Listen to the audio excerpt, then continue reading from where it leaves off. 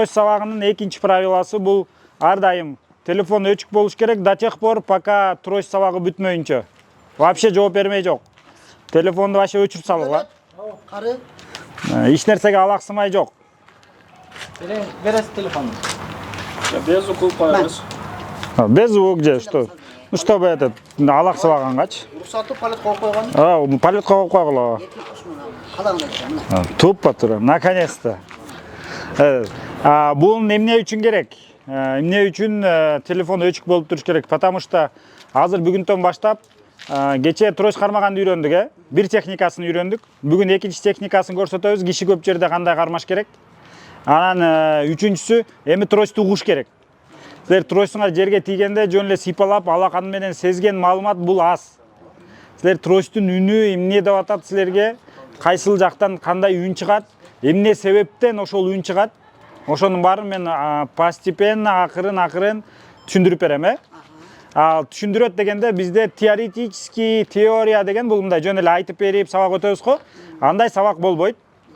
Бир жолу айтам кандай болот.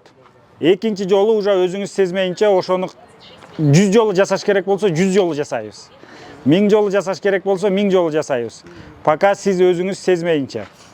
Үчүнчү правило эң башкысы трость менен басып жүргөндө силер тросттун үнүн укканга жараша жана 3 ориентир бар эле. Кайсылар эле? 3 ориентир? Дүйнө жүзүндө бүт жерде. Здание. Здание. Молодцы. Машина. Үн. Здание. Үнбү же күнбү? Күн, И зданиялар, Эми тросттун үнү и плюс муну нени өрчүтүш керек? Бул деген биз кожа менен дагы сезе билгенди үйрөнүшүбүз керек. Биздин денебиздин могу кыргызча эмне болчу эле? Кожа эмне эле? Тери, жоон тери менен сезгенди үйрөнүшүбүз керек. Себеби мисалы үчүн өзүңөргө деле сезилет, мындай бирдеме жакындап атканда сезилет го. Ошону өрчүтөбүз. Аны сезиш үчүн ага көңүл буруш керек. Мисалы үчүн азыр могу жерде турганда эле тросттун үнү менен кандай жерде турабыз, эмнеге мындай үн чыгып атканын айырмаласак болот. Кайсыл жакта эгерде зданиялар көп болсо, зданиялардын орто ченинде туруп калсак, тросттун үнү жаңырбай калат наоборот. Зданияга бери 3-4 метр калганда тросттун үнү жаңырат, потому что трость тияка барып кайра кайтып келет үнчү. Ошон үчүн эгерде эки четиңде да здания болуп ортосунан өтүп атсаң, ошондо жаңырат, үн өйдөгө жоголуп кетет. Мындай үндүн ошону айырмалаганды үйрөнүш керек. Анын үйрөнүштүн эң жакшы жолу болот. Бул тросту укканга аракет кыласыңар да. Анан дальше. Азыр эми үйрөнүп баштаганда, эгерде бүгүн азыр силерге 10 мүнөт убакыт берилет. Бул деген силер өзүңөргө чечим кабыл алышыңар керек. Өзүңөр үчүн внутри өзүңөргө чечим кабыл алышыңар керек. Бул кече үйрөттүм эле, таяк эмне эле? Бул биздин дене көзүбүз, денебиздин бир мүчөсү деп, Ошого көнүшүңөр керек, ошого көндүрүшүңөр керек өзүңөрдү дагычы. Ошондой кабыл алыш керек. Себеби эмнеге дегенде силер таякты үйрөнүп могу жерден. Анан кийин Нурдөлөт байке буну алып кеп бер, Нурдөлөт байке буну алып берип койчу, моякта турабы? Анда эч нерсе үйрөнбөйбүз, анда самостоятельно болбойбуз. Анда сиз өзүңүз кылган эмгекти өзүңүз эле кайра тебелегендей болуп калабыз. Мисалы, ошол эмнеге тебелегендей болуп калабыз? Кече мисалы үчүн бул пример эле, бул сиз жаман туура эмес деген эмес. Бул пример просто, хорошо? Андай деген эмес, сиз туура эмес кылдыңыз, бул туура эмес, жаман тигиндей эмес. Просто пример катары эле айтып атам. Кече бастык, баарыбыз басып бардык. Мисалы үчүн Асылбек жетейин дедик, уже жеттик кафеге, туурабы? Бир байке келип туруп, келиңиз, мени кармалыңыз дегенде кармалып кетип калды. Это уже сиз эмнеге бунун бир минус жери, бул сиз кармаганыңыз минус эмес. Бул сиз ошол жерге чейин мээңизди үйрөтүп бардыңыз да, карта түзүп баргандычы. Бул жерде мындай, бул жерде мындай, бул жерде мындай, могу жерде дарактан эңкейип өттү, могу жерде таштар болду, мондай болду дегенди информация, бул жаңы маалыматты мээ запись кылып баштады дагы. Ошол точка А, анан точка Б деген маалымат болуш керек мээ үчүн всегда. Сиз конечныйга өзүңүз жетишиңиз керек. Эгерде конечныйга өзүбүз жетпесек, анда үйрөнө албай калабыз. Анда ушундай чала-була болуп кала берет да. Ошондо ал бүт нерсеге таасир этет. Мисалы үчүн көчөнү кетип атканда сиз көчөнү жарымын түшүнүп, жарымын түшүнбөй калышыңыз дагы мүмкүн. Себеби бирөө жардам берип койгон болсо ошол жерди түшүнбөй каласыз, эмне болуп кетти депчи. Ошого көндүрүшүбүз керек. Эми азыркы заданиябыз бул өзүңөргө мен өзүнчө өз алдынча болом. Өзүмдүн жашоомду өзүм алып кеткенге, ушул тростун таяктын жардамы менен басканга, жазган окуган брайлдын жардамы менен, нелерди жанагы документ нелерден кыйналабыз деп атпайбы? Любой кишиге жардам керек. Эч качан жардам керек эмес деп айтпай элебиз. Жардам керек, бирок аны азайтыш керек. Минимализировать этиш керек, максимально.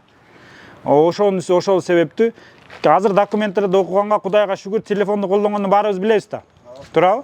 Телефондогу программалар любой документиңизди окуп берет, аудио кылып берет, өзүңүз окуй ала турган кылып берет. Анын үчүн өзүнүн техникаларын үйрөнүп алыш керек. Биз ошону үйрөнгөнгө аракет кылабыз. Ошону кылам деген чечимди өзүңөр внутри кабыл алышыңар керек. Ал бизге, мага керек эмес, башка кишилерге керек эмес, только силер.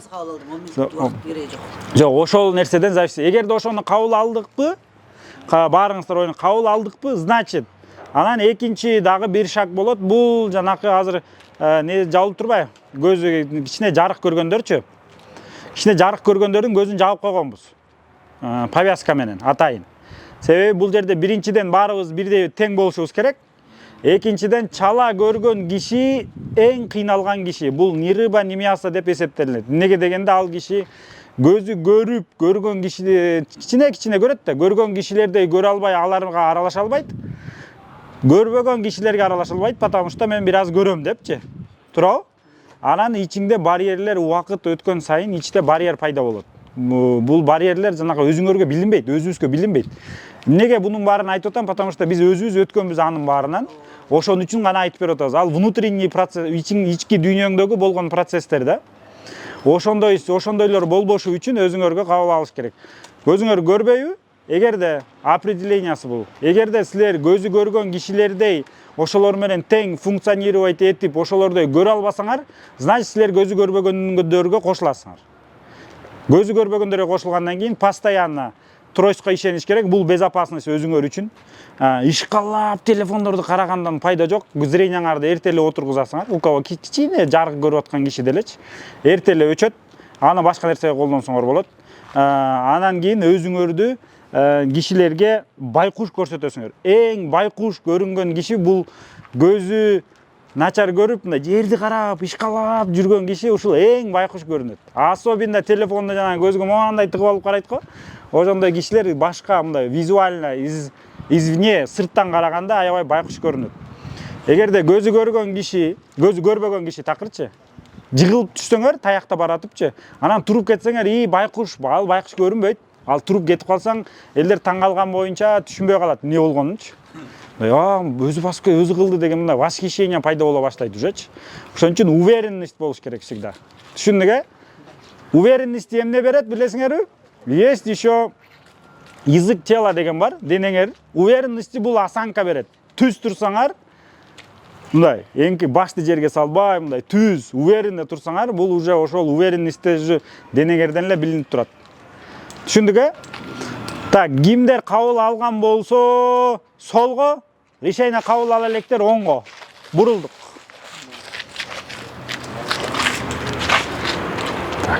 Так.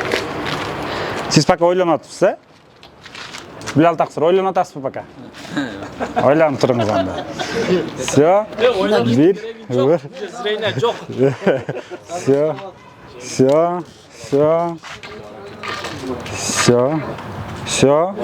Все, молодцы. Так, решениени кабыл алдык, молодецтер. Биринчисиден решение кабыл алганыңар үчүн бул силер өзүңөр мактап койгула. Молодцы. Потому что эркектер неге дегенде любой кыйынчылыкты, даже Куранда деле келет, кыйынчылыктан кийин жеңилдик келеби? Ошону бирок кыйынчылыкты кайгырып отура берсек, жашоо кайгы болуп кетет өзү элечи. Мен неге көрбөй анда мондай деп эзилип отура берсек, эзилип кетет. Ошон үчүн позитив. Биздин жашоодо всегда позитив болуш керек. Кудай көзүн көрбөй, Кудайга шүгүр, угабыз, туурабы? Басабыз. Калган жетим үчөө даптайыр. Аң сезим жайында бүт нерсени кыла алабыз. Просто бир аз башкача кылганды үйрөнөбүз.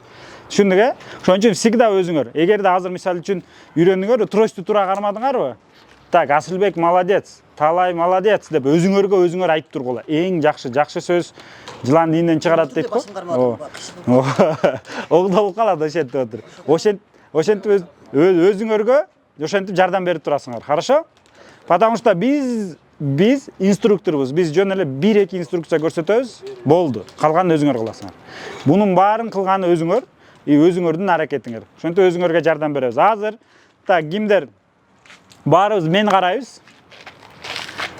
Мен карадыкпы? Карадык. Всё, баары мен карады.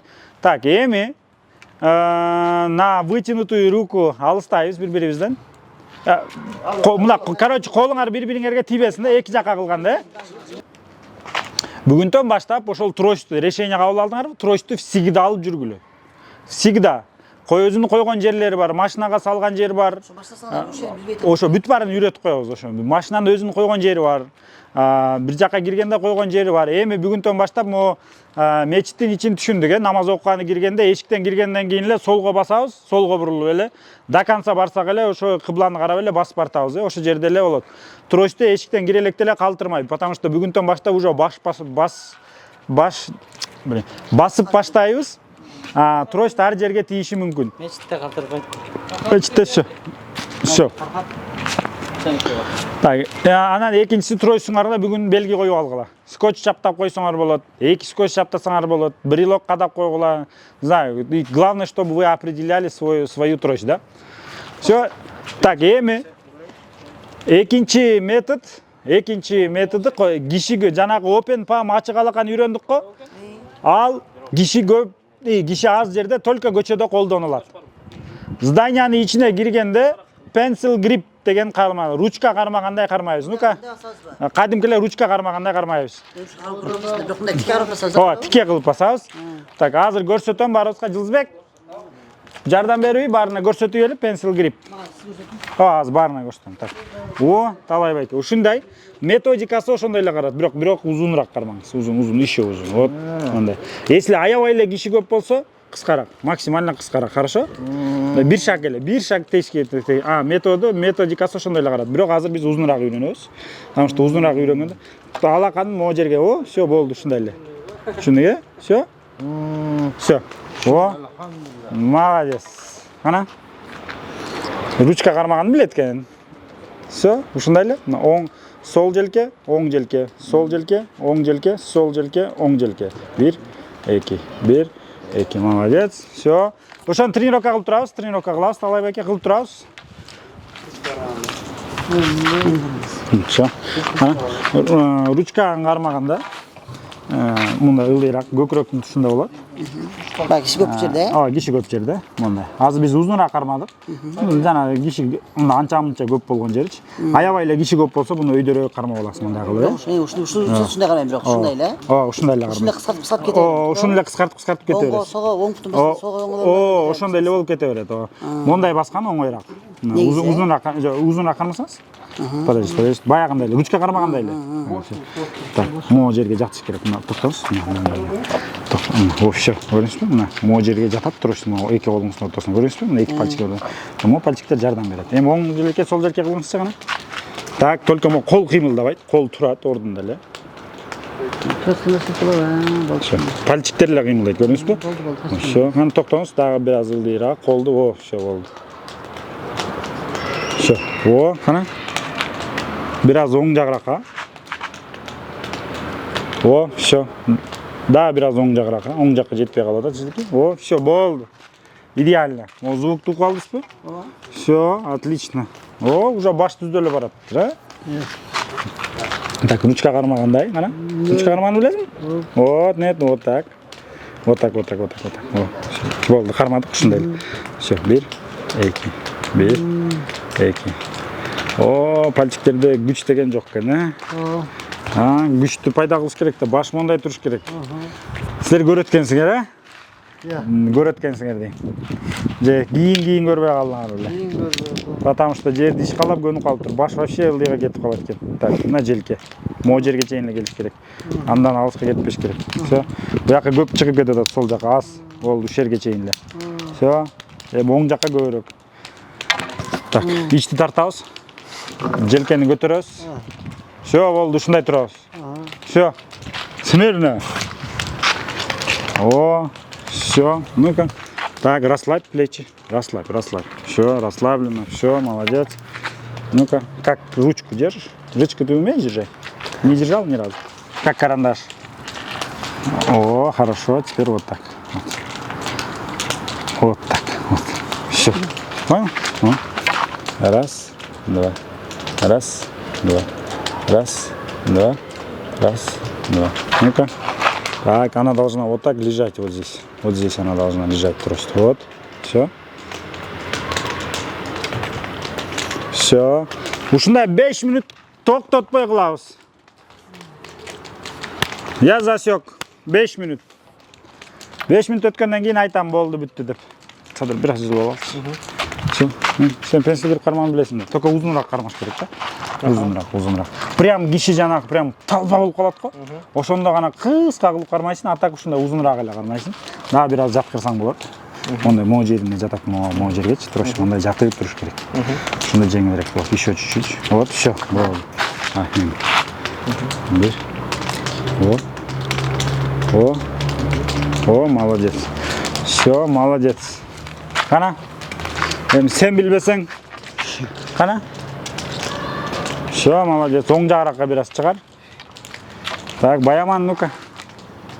По-другому держите. Ну-ка, держи. Как ты держишь? Нет, это ручный никак. Вот так. Все, вот так. О, это палец вот здесь будет, да? Подожди. Вот так, смотри. Алган бир колго оңой экен, О, бул колго кыйыныраак. Бул менен көп баса албайсың. Бул просто зданиянын ичинде басканга эле керек. 1, 2, 1, 2, 1, 2, 1, 2, 1, 2. О, отлично, все, отлично, молодец. Все, о, все. Идет, вакыт кете берсин, 5 минут кыла беребиз.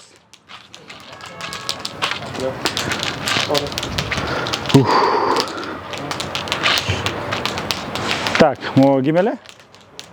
Талай байке. Хорошо, Талай байке, бир аз шашпай кыла аласызбы? О, вот так. Сиздики ушундай болуш керек. Шашпаңыз. Koltuğa kaldı da. Koltuğa zımıldatılgan da. Адет, антпеш керек. Ордуна коебуз. Кайра колду алдыбы? Колду расслабляем. Колду алдыбы? Расслабляем. Колду алдыбы? Расслабляем.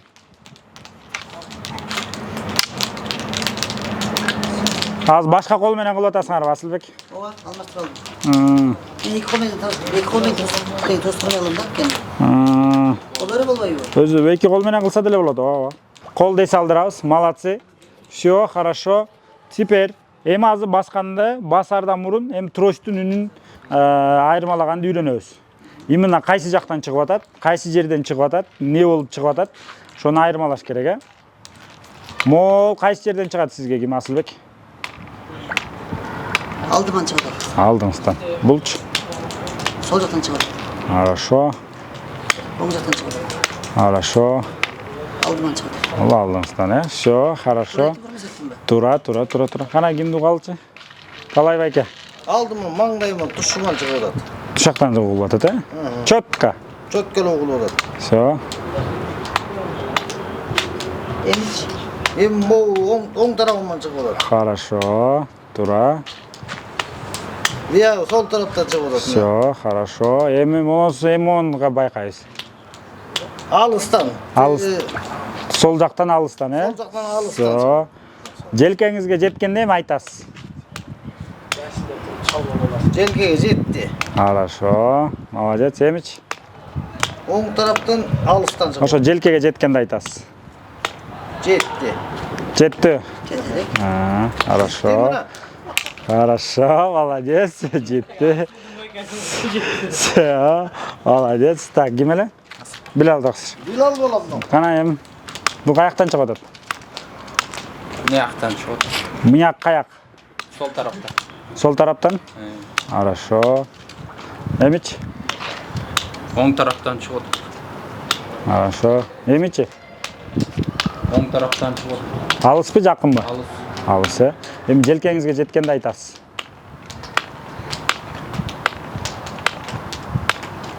Жақын келді. Жақын келді. Хорошо. Эми? Сол тарапта шығып отыр. Ошо сол тарапта желкеге келгенде айтасыз, э? Келді. Келді. Все, хорошо. Так, Асылбекті көрдік. О, ким эле? Күнүрек. Угабыз, э? Каяктан чыгып атат? Алдыңа. Жакшылап угабыз. Sol taraf. Жакшылап угабыз. Sol taraftan hadi. Сол тараптан? Алыспы, жакынбы? Alış. Алыс, э? Эмичи? Ol. Оң. Эмичи? Алдından sol taraf. Маңдайдан, э? Хорошо. Эми сол желкеге жеткенде айтабыз.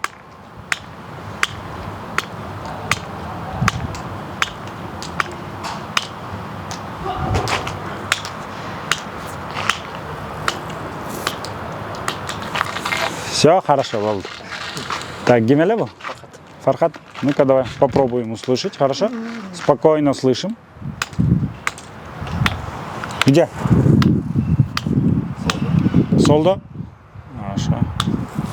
А теперь? Сол. Тоже сол, да? Хорошо. А теперь? Во. Эми оң желкеңе жеткенде айтасың. Правое, когда плечо будет, уровень твоего плеча.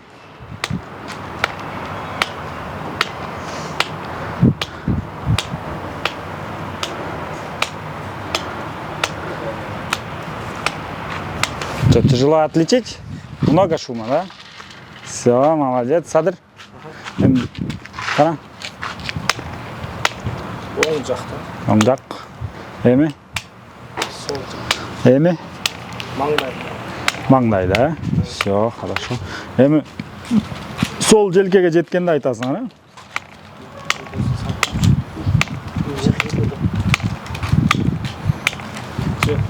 Жетті, молодец. Ана? О, все, хорошо. Молодец, все. Так, Марат, уғалшы? Маңдайдан. Эмич? Sol taraftan. Алыс па? Жақын ба? Çok alış. Алыс, ә? Эмич? Ön taraftan alışırken çık. Оң тараптан алысырақтан. Эмич? Şu manglayma astıma çıkacak. Астынан шығып отыр, ә? Так, Сылызбек, повязка бар біле? Маратқа повязка кигізеткенбіз. Мага келіңіз. Ben görelim de. О, обычно басып келер келе. Так. Стоим. Асылбек, Баяман, Садыр, Марат. Все. Тройстың үнін ұғалыз. Тройстың үнін өзгөрді дейсіңер, мен тоқтайды. Хорошо? Ұғып тұрабыз. Прям ұққаннан сразу айырмаланады. Хорошо? Так, аны үшін мен о жерде ұғам. Мен тройстың үнін о жақтан баштап базам. Басып келіп отқанда задача в чем? В том, чтобы просто пока услышать, шум өзгөрдү бе, өзгөрбөдү бе, хорошо? О жерден кетип атканда, анан бир жерге жеткенде өзгөрөт, анан кийин кайра ордуна келип калат. Анан кайра кайтып келип атканда дагы ошондо өзгөрөт. Өзгөргөндө өзгөрдү дейсиңер. Эмнеге өзгөрдү дегенде анан мен сурайм. Сураганда кайра айтышыңар керек. Мен ушундай деп ойлоп атам деп ойлоп коесуңар, хорошо? Кеттим.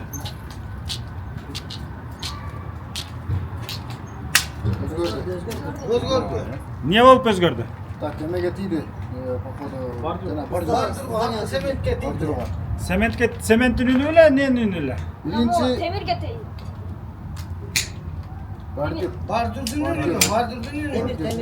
Temir. Темир, хорошо, молодцы. Дальше кеттик, дальше угабыз, хорошо? Молодец.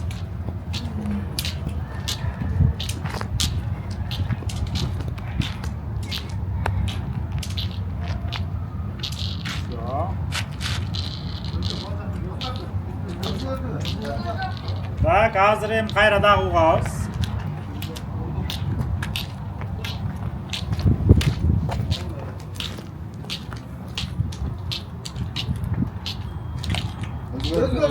özgürdü. Abi işte ne kadar. Sen de var. Хорошо. Так, теперь эми бул эмне? Dual buldun. Dual bu. Olmaz. Eşik. Aynı bastı. Aslında Классно. Basmasa plastik filmini koyayım.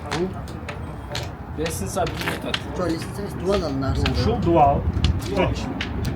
Дуал. Altın Demir. eşik. Timike. Темір, да? Хорошо. Timike. Темірдің үстінде шығады. Все, хорошо. Так, эми оның үнü қаяқтан шығады? Ödülün. Ödülün. Хорошо. Все. Эми азыр басабыз. Просто ким Марат идем до конца. До конца барып туруп, шум өзгөргөн жерден карап токтойсуң, хорошо? Хорошо. Биринчи сен кеттиң, давай.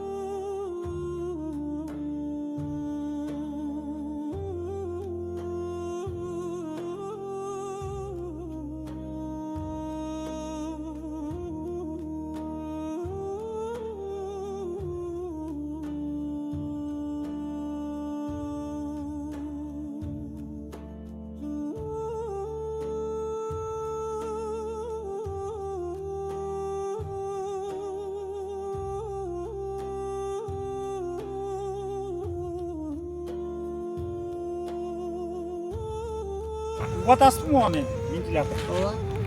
Прямо ошонун түбүнө барып, ошол жерде туруп туруш керек. Прямо ошонун түбүнө барыш керек. Хорошо? Bizde bu. Ооба. Все туда. Так, по очереди ставим, токтоп турабыз. Биринчи ким кетсин? Кетти ким? Асылбек. Ооба. Прямо ошонун түбүнө барыш керек. Хорошо? Ага. Акырын, ким эле туруп тур.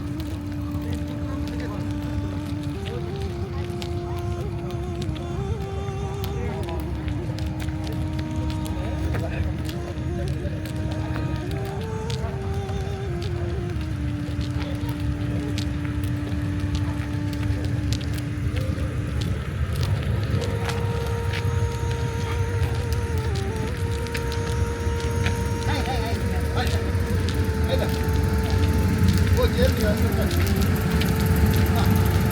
Buraya gelin. Buraya bak. Geldik. Geldik. Kim o? Oyun.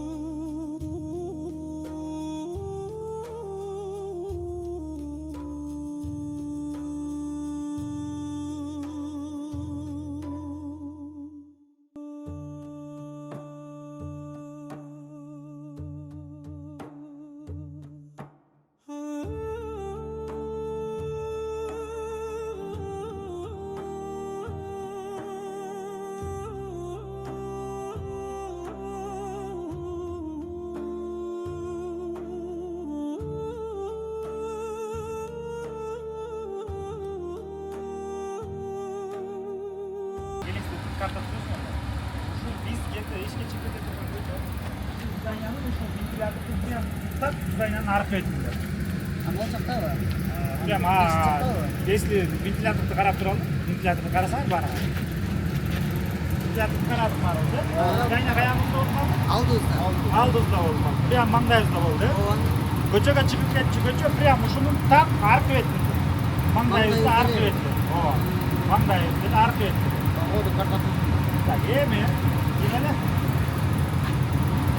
Марат, сен сол жака барасың дагы. Ошо жерде мен именно ошо жерде өзгөрөт дагы бирдемечи. Ошондо күтүп турасың, хорошо?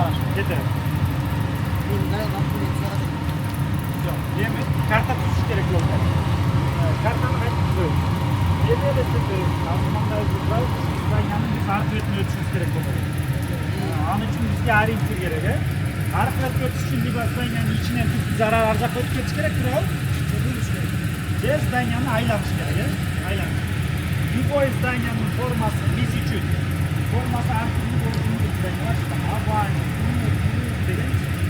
Биз үчүн ал бир здания бирдей эле формада болот. Либо ар түрдүү элестетип, ким кандай. Можете круг элестетип, можете төрт элестетсең болот. Түшүнүңөр, же круг, же төрт. Эң жөн ориентир здания бар жерде здания айланат. Жанагы үчөө бар эмес, ориентирчи. Эми азыр чыгыш батышты табыш оңойлуу болуп калды. Мына азыр турабыз. Баары мени карап турабы, баары мени карап. Каягы сып атат азыр. Аркалысында. Жерде. Оң жак. Оң тарап, аябай оң тарап ысып атат, Значит, оң тарапта не бар экен? Сула. Күн, монтаж.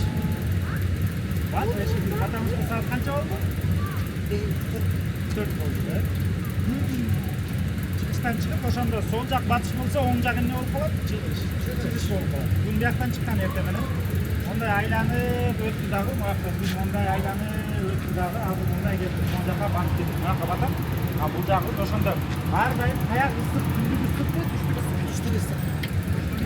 Көп учурда эмнеге дегенде көп убакытты күн түштүк жактан тийип турат. Көбүрөөк күн тиет да. Деген бул азыр артылса.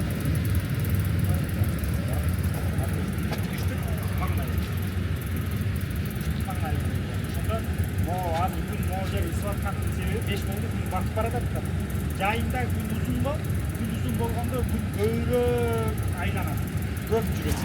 Ошон үчүн чыгышты таптык, батышты таптык, туурабы?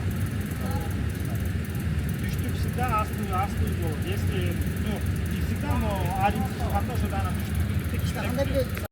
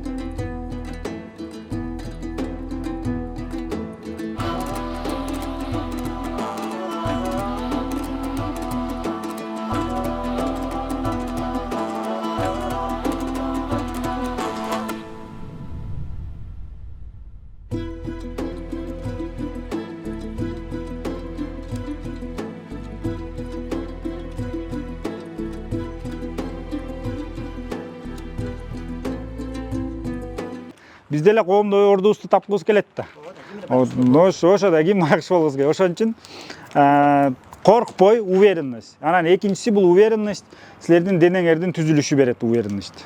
Эгерде силер бүшүрүп жүргөн болсоңор байкуш көрүнөт. Эгерде силер мындай уверенно даң, даже жыгылсаңчы, мындай туруп кетип кала бересиң, эч нерсе болбойт да. Это нормально. Ну бывает в жизни. Алар деле жыгылат, көргөндөр деле. Азыр жана телефон чукулап алып, ой, барат ар жерде сүзүп кеткендер толтура алар делечи. Поэтому ага көңүл бурбаш керек. Экинчиси, эми бүгүн сабакта түшүнбөй же суроолор барбы? Трош сабагынан кийин всегда, эгерде суроо болсо, любой суроо берсеңер боло берет. Суроого жооп беребиз. Жанагы мисалы көп эмес, мисалы көрсөтүңөрчү. Монтип баспайбыз биз мынтипчи. Ошо тросту төлөп ушулар болот да. Кандай жолдор бар мисалы? Машинага чыкканда кантип коюп алабыз? Ушуну айтыңызчы силер. Машинага чыкканда машинанын өзүн койгон жери бар. Машинага чыгып көрсөтүш керек да. Ага чейин не кыла албайбыз. Мондай болсо. Так, эмне үчүн силерди айтып атабыз да. Эмне үчүн силерди трошту легко кармагыла деп атабыз, айтайынбы? Себеби бул киши чалынса, бир киши чалынып тепкенде колуңардан учуп кетиш керек трошчу. Ошондо сынбайт. Катуу кармап алсаңар, ал киши чалынгандан сынат. Обычно киши чалынганда, мисалы үчүн азыр беререк турсаңар, мисалы үчүн чалынып көрөлү эле. Мисалы үчүн бирөө келди, мына бирөө чалынып көрөт да сиздин эңиңизгечи. Чалынганда мындай кишинин эки бутунун ортосуна турабы? Мына эки бутунун ортосуна туруп калса, мындай келет дагы киши мындай кылат. Көрдүңүзбү? Учуп кетиш керек, ушундай болуп элечи. Колуңуздан учуп кетти, чалынган киши таап берет. Турабы? Таап берген. Толтурат, аны таап берет. Же болбосо өзүңүз эле таап аласыз бат эле. Бутуңуз менен бир аз мындай тийип аласыз. Ошо. Ошо учуп кеткени жакшы. Учуп кетиш керек. Колдон учуп кетиш керек. Ошон үчүн жумшак кармайбыз да. Менде бир суроо пайда болду. Азыр зданияны айландык да. Ооба. Задания менен, Ооба. Айланганда арт жагында парковкалар бар экен. Зданиянын түгүндө машиналар бар экен. Ошонун түгүндө машина менен зданиянын ортосунда кычыктардан өткөн жакшыбы же мындай кенен арт жагынан өтүп кетирсек болобу? Кенен жерден өткөн жакшы. Кенен жерден. Бирок карап көрүш керек, Ооба, эгерде болсо айланыш керек, Ооба, если прямо сага мисалы үчүн тебе нужно задачадан зависит этет. Жөн эле зданияны айланыш керек болсо, максимально зданияны алыстан туруп сезип атсаңар, нормально мындай ортолоп, алыстап айланса боло берет.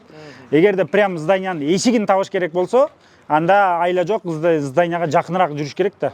Болбосо угулбайт да бизге, турабы? Аны каяктан тапмак элек? Тепкичкени, характеристикасы билиниш керек эшиктин зданиясынчы. Азыр түгү менен жүрөйүн десем, артында бир 2-3 машина чыкты да. Ооба, ошондой кээ бир жерлеринде коюп койгон. Эми мечиттин асты кире бериши кайсы жакта экен? Сол жакта. Сол жакта.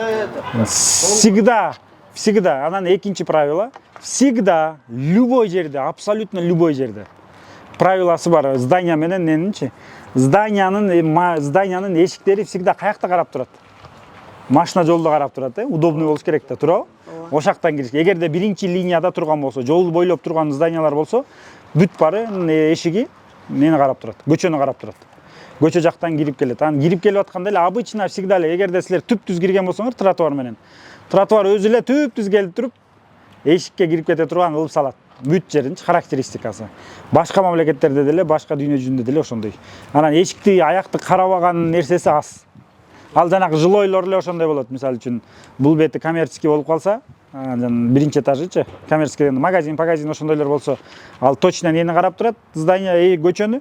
А эгерде жашаган жери болсо, ал наоборот карап турат, зданияны наоборот, тескери карап турат. Потому что просто кишилер башка жагынан кирип, бизнестегилер башка жагынан кирет. Дагы эмне суроолор бар? Суроо жок. Жо, эми бүгүнтөн баштап эми эрчимей жана follow up дедикпи? Бири-бириңердин артыңардан эрчимей. Трош менен эле бирөө чыгат, бирөө кетип атат, ошонун артынан эле трош менен эрчимей. Эгерде жаныңарда даже жетелеген киши болсо дагы, силер жетелетпей жөн эле трошуңар менен басып кете бергиле, ал жаныңарда басып кетип атса дагы, бирок трош менен баса бериш керек. Сүйлөшүп коюп туруп эле кете бересиң. Обязательно колунан кармап алган, бул уже страхты дагы жоготуш керек. Ичтеги страх өзүңөргө билинбеген менен внутренний страх, коркуу бар да, коркосуң да. Блин, азыр сүзүп алсам эмне болот? Азыр муну сүзүп алсам элдер монтип ойлоп калат да, анан мындай, ошону жок кылыш керек.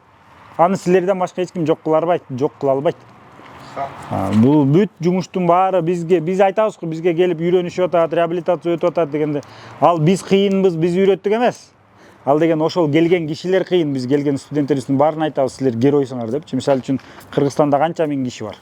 Ошончо миңдин ичинен решение кабыл алып, мен барып үйрөнөйүн деген бул ал герой болгон үчүн гана решение кабыл алып келип атат. Толтура решение кабыл ала албайт да. Ассаламу алейкум ва рахматуллахи ва баракатуху. Урматтуу менен бир туугандарым. Буюрса биз булар менен биздин бүгүнкү программабызда футбол бар. Негизи бул топ өзү бул сертифицированный деп койгон, сертификат берилген топ экен. $150 турат экен. Ичинде шылдырагы бар экен. Тепкенде билинип турат экен. Мына булардын эң эле арзаны $100 болот экен да. Бул жердечи. Буюрса азыр бул футболду да силер көрөсүздөр. Булар биринчи жолу ойноп атса керек бул жерде. Эми ошол бул жерде кулагы менен ойнойт экен да. Буларчы кулагы менен угуп туруп ошону тосуп ойнойт экен. Буюрса бул кандай оюн болот? Силер көрөсүздөр.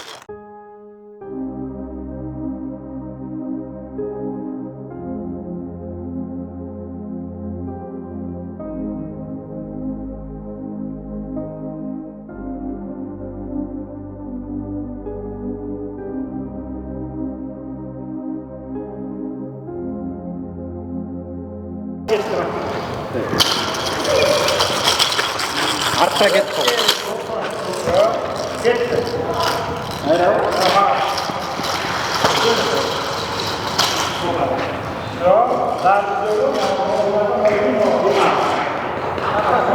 Farhat var, Farhat.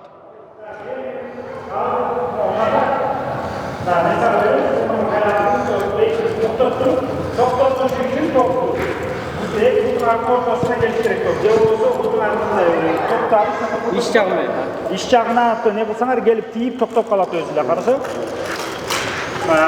Не қылады? Фархат, алан екінші, үшінші правила ардайым бой деп жүреді ойында, қарасы. Қолың астында тұрыш керек постоянно. Бой деп қойыш керек, потому что лоп сүзіспеш керек, қарасы. Фархат дегенде бой дейсің, қарасы. Фархат. Oh maşallah maşallah tost ha. Şimdi sol жақта. Да, bir жолы Фархат остановишь и обратно мне пнешь, хорошо? Сначала остановишь, потом мне обратно.